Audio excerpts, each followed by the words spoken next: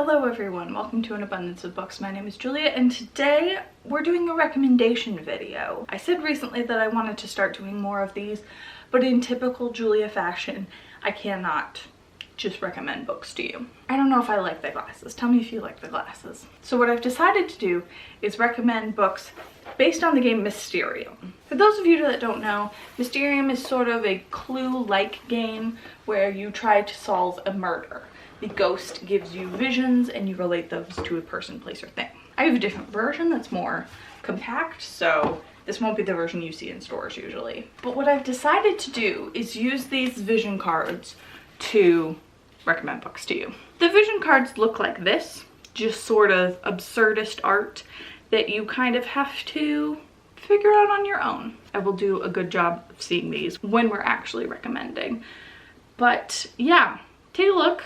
What would you recommend for this? I think we're gonna get a lot of fantasy. I'm gonna try to not recommend everything fantasy. I have no idea how this is gonna go, so I think we just start and hope for the best. If we weren't so messy all the time. All right, card number 1. Okay, lots of greenery, some barbed wire, a parrot. Do any books come to mind for this though? Not really. We're not gonna stall out on the first one. I think what I'm thinking of is the Inheritance of Divina. I know they don't look super similar, but I kind of get like a nature vibe. There's a lot of flowers around her, not necessarily in her hair, and there's birds. Never mind, this is actually really good. I'm actually really proud of this. The Inheritance of Divina is about a family who come back together after the matriarch dies, and they all receive some sort of inheritance. Everyone loves it. I've said I'm gonna read it 1,000 times. Maybe I actually will. As always, if you have a recommendation that's better than mine, please put it in the comments below. I will not be offended, and we can all help each other. One down. Next one.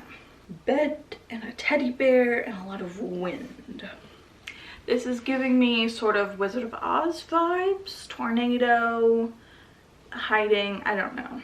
But have I read Wizard of Oz? I must have. Yeah, I got nothing. We're going with Wizard of Oz. Moving on. Next card is a woman painting a volcano made of glitter. I have really bad lighting over here actually. Oh yeah. This immediately, the volcano makes me think of the Storm Runner, I believe it's called. It's one of the entries in the Rick Riordan Presents lineup, and it is about Aztec mythology, I believe. It's a middle grade. It's a whole series. I only read the first one, and I liked it, but like, of course, middle grade isn't for me, so if it sounds like something you'd enjoy, I would recommend it. I guess this is just cover association, but I'm not mad. Next card, Puzzles in a Night Sky. I don't know if this actually happens, but it feels like something from the Starless Sea. You know? That the sky is made of puzzle pieces and you can like take one down and it's a star. I feel like there's something about stars in the Starless Sea. How could there not be? But that's what I'm going with. This feels right to me. This gives Starless Sea vibes. Though I bet a lot of these props actually, that would be a good association. Next is a lighter skull treasure thing. This is very Peter Pan. This is just Peter Pan. I did read Peter Pan actually, so maybe that counts. Can I think of anything else? It kind of reminds me of The Princess Beard. There's a ship in it, and I don't know, vibes? There's vibes. There's no better way of explaining it, but I think Peter Pan is a better one. I'm not going to explain Peter Pan. You all know what Peter Pan is. Next card. A glass with whales. It's a toothbrush holder and there's candy. Do I have anything with whales? I do. Yeah, actually I think it's pretty good.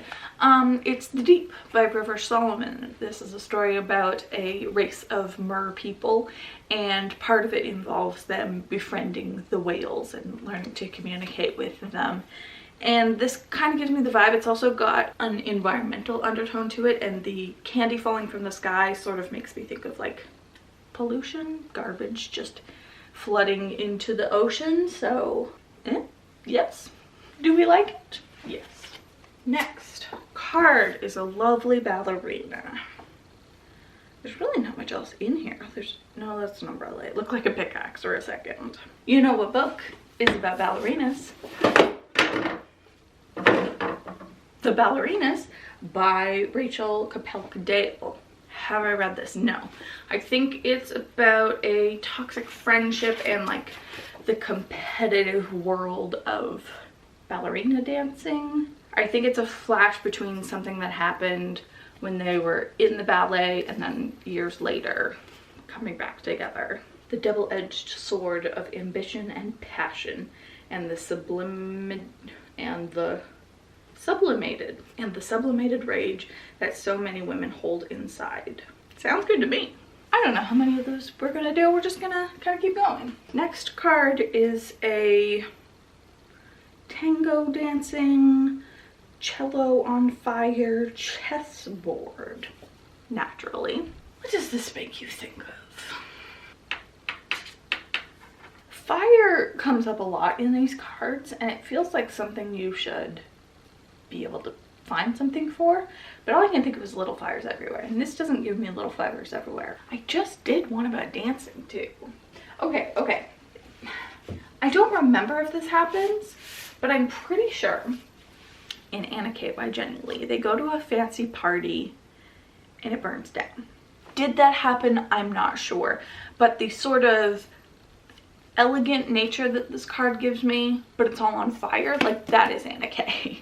It's Gossip Girl, we are fancy, but we're all dying inside, you know? And also the chessboard, because there's a lot of political maneuvering, I guess, within the high school sphere. So yeah, that's what I'm getting from this. Color palettes could not be more different, but that's what we got. Next we have a car, but the wheel is a orange, and there's a tiny town and a shooting star, because of course there is. I think this is I have like an answer, but I always feel like there's a better answer if I just take a minute. I don't think there is, and we're going to keep on my trend of recommending children's classics with A Wrinkle in Time. This feels like the right level of whimsy, and maybe I'm remembering stuff from the movie, but like the small town that like shouldn't exist. It's just like gives you something's off vibes, but in a fun, whimsical way. I don't know if I'm explaining that right, but A Wrinkle in Time, how would I even explain it? I hope you just know what it is. It's about a girl whose father goes missing and she's trying to track him down, sort of. That's definitely not it, but like close enough. Next up, we have an upside down card. It is a bookshelf, so thanks, with a magnifying glass and a target and code. You know what I get from this? You know what I get from this? Dark Matter by Blake Crouch. It is very much a learned man who is being hunted, but there's lots of cool techie stuff also happening. I really can't explain what I mean by all of that in Dark Matter, but it's about a man who is kidnapped, and when he comes back, his wife is not his wife and his kid is not his kid. Oh, his son was never born, and he's not an ordinary college physics professor. That is my recommendation. Dark Matter is also just incredible. That's 10. Should we go to 12? 12 feels right, depending on what this card is. Okay, a theater and a ghost and some masks. This is just Macbeth, right? Or Hamlet. It's Shakespeare, but I'm not gonna recommend Shakespeare. No one needs me to recommend Shakespeare to them. What's a book about a ghost? Or performing? For how much I love theater, I really don't have books about performing. Just a regular fancy ghost. This is also Phantom of the Opera, but don't read that. I tried to read it, it's just not fun. Like, it's the adaptation is so different from the source material that they're almost unrecognizable as related. I got it. It's Rebecca by Daphne du Maurier. This is just excellent. Wow, this is perfect. Rebecca is the story of the new Mrs. De Winter. She marries a very wealthy man, and his previous wife was named Rebecca, and she died. And she is sort of haunting them now, or haunting the new Mrs. De Winter anyway. And there's also a scene in here where they throw like a fancy dinner party, and that gives me very much the performance vibes, and also just like the opulence. The creepy opulence of Manderley, I think, is what this card gives me. So you didn't think we were gonna do it, but we did it. Okay, last card. Make it a good one. It's a unicorn and a rainbow TV. And the other TVs don't work. This is giving me WandaVision vibes, but I don't think that helps me. I think I'm gonna go basic, more basic with this one, and just recommend House of the Cerulean Sea. Like, this is just a rainbow filled book, both on the cover and the gay stuff, and also the childhood toys. This is about an orphanage, presumably they have toys. This is the story of Linus, who works for, what do they call it? The department in charge of magical youth.